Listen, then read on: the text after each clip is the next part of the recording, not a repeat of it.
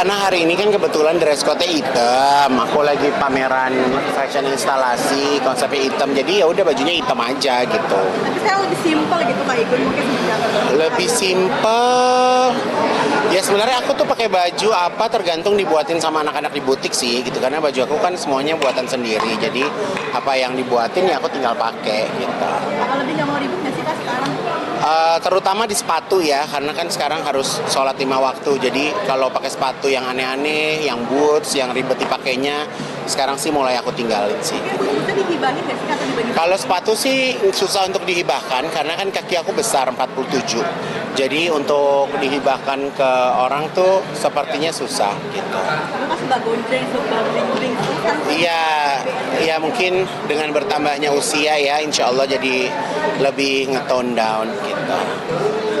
Kak Igun nyambung yang tadi ketika lagi sholat sempat ada kekhawatiran, bahkan ada rasa-rasa modi. Oh iya, jadi kan ya namanya kita datang ke negara orang yang dekat sama negara konflik. Aku datang dengan misi kemanusiaan juga gitu. Jadi ada ketakutan aja, tapi sebenarnya itu ya rasa ketakutan aku yang berlebihan aja sih gitu. Sebenarnya nggak kenapa-napa juga. Kak Igun sendiri Tapi juga ini nggak sempat ditahan gitu kayak pada panggilan Kak Igun. Kebetulan aku kemarin kan berangkat lewat dukungan penuh dari Basnas dan juga Kedutaan Besar. Jadi aku karena pak aku besar dari keluarga diplomat, papaku seorang diplomat, jadi aku tuh memang mau pergi ke satu negara, apalagi ke urusan dengan konflik negara, aku maunya tuh bentuknya seperti kunjungan diplomatik. Jadi harus jelas, harus nyaman, harus aman gitu kan. Jadi kita didampingi penuh dari kedutaan, ada teman-teman dari Basnas. Jadi setiap kita mau kemana itu semua sudah terjadwal dan aman gitu. Total berapa ribu bantuan? Kalau berapa ribu bantuan nggak aku hitung, tapi yang jelas sumbangan yang kita berikan 2 miliar rupiah. Yang kita bagikan lewat saluran air bersih di Gaza, terus makanan jadi, dan juga makanan kering. Jadi makanan kering itu kalau dihitung di uang Indonesia itu kurang lebih 500 ribu rupiah. Jadi itu ada pasta, ada beras, ada mentega, ada ikan tuna, ada saus tomat, ada susu kental, pokoknya banyak deh, dan berat itu kayak satu itu tuh hampir 5 kilo lah gitu.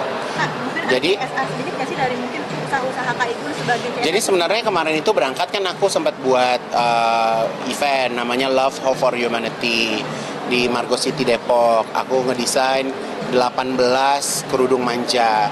Dan 18 kerudung tersebut dijual di harga 279.000. Dari keuntungan penjualan tersebut dapatlah angka 2 miliar dan itu yang kita sumbangkan. Gitu. Kak Igun sekarang banyak melakukan aksi kemanusiaan. Apa itu salah satu bentuk dari pendalaman agama Kak Igun, dan apakah Kak Igun tipikal orang yang sudah mempersiapkan kematian? Buat aku sekarang pesan aku sih harus mempersiapkan kematian ya, karena kalau kita lihat Senin sampai Jumat aja udah cepet banget, udah Jumat lagi. Kalau kita hari-hari nggak ada ibadahnya, nggak ada ingat Allahnya, nggak ada, ibarat kata kalau kalian dapat gaji nih dari perusahaan, terus gajinya habis dipakai aja, nggak disimpan buat kemudian hari, kalian nggak punya apa-apa gitu kan. Jadi buat aku alangkah lebih baiknya kita ada persiapan. Salah satunya masjid mungkin yang lagi dibangun. Masjid sekarang lagi dibangun di Pondok Cabe, alhamdulillah udah masuk 30%, sudah terlihat lantai 1, bulan depan naik lantai 2, insya Allah Ramadan udah bisa dipergunakan. Berarti ini masjid ke-3 Kak yang berdiri? Masjid nggak tahu deh, aku nggak pernah ngitung, tapi yang jelas ini lagi benar-benar aku bangun. Aku juga masih mempersiapkan untuk penggalangan dana untuk masjid di Yokohama di Jepang gitu. Jadi ya seru lah, Allah kasih kesempatan, bukan hanya mendapatkan kesempatan berkarya, tapi ada kesempatan juga untuk berbagi gitu. Kak Igun ngobrol ini kemarin ada di BBM 200 juta tuh gimana Kak Igun? Apa? Klarifikasi Kak. Aku sebenarnya males wawancara lagi kalau misalnya tentang itu, karena buat aku termasuk orang yang selalu meladeni orang untuk foto, untuk datang, untuk ngobrol. Aku terus terang kalau aku tahu ibu itu tabiatnya kayak begitu nggak akan aku layanin gitu. Jadi tahu-tahu ibu itu datang ke parkiran Brownies dan kalian tahu sendiri kan kalau kalian media aja selain media Trans TV kalian nggak bisa masuk ke dalam situ. Jadi dia masuk ke situ dengan acting nangis-nangis. Aku minta tolong. Aku bilang, Bu, nggak usah nangis. Aku bilang gitu. Ngomong aja, Ibu perlu apa?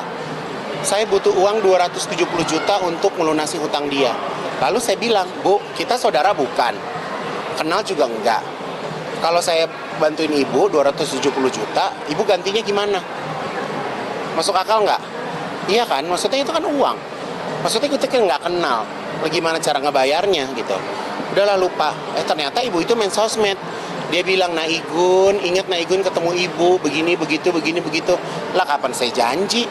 Kalau dia datang, Kaigun anak saya ketabrak 2,5 juta. Ya mungkin hari itu kita ganti, kita kasih gitu kan. Mau dia benar atau enggak, Allahu alam. Tapi kalau 270, uang dari mana? Lah kita aja kerja gajian, ya kan? Seumur umur ibu saya aja nggak pernah minta uang 270 juta. Gun minta dong uang 270 juta. Ini yang orang nggak kita kenal.